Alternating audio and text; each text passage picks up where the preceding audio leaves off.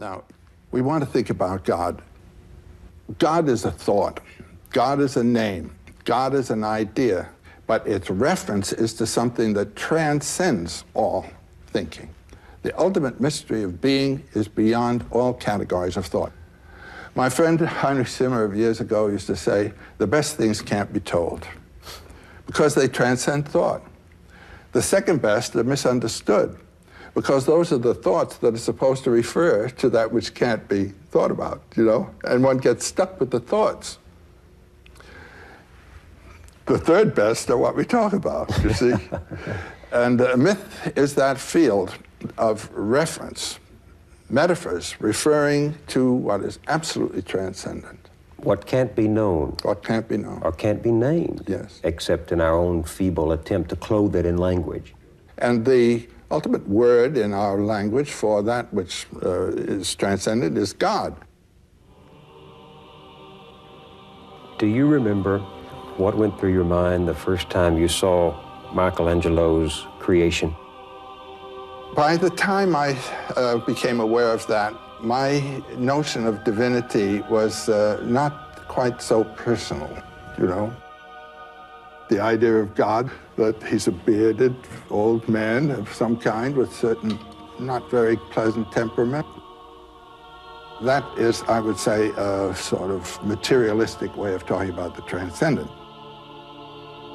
There's just the opposite of it, found on an island in the harbor of Bombay from around the 8th century.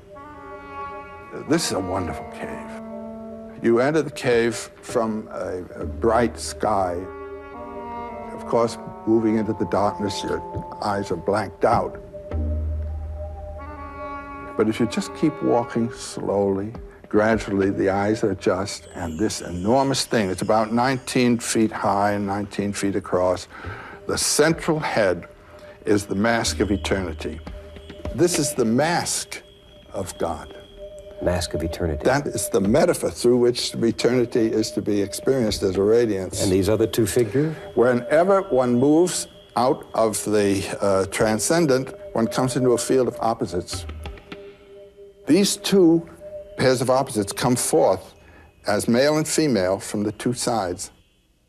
One has eaten of the tree of the knowledge, not only of good and evil, but of male and female, of right and wrong, of this and that, of light and dark. Everything in the field of time is dual, past and future, dead and alive. All this, being and non-being, isn't. And what's the significance of them being beside the mask of God, the mask of eternity? What is this sculpture saying to us? The mask represents the middle, and the two represent the two opposites. And they always come in pairs. And put your mind in the middle. Most of us put our minds on the side of the good against what we think of as evil. It was Heraclitus, I think, who said, for God, all things are good and right and just, but for man, some things are right and others are not. You're in the field of time when you're man. And one of the problems of life is to live in the realization of both terms. That's to say, I know the center, and I know that good and evil are simply temporal apparitions.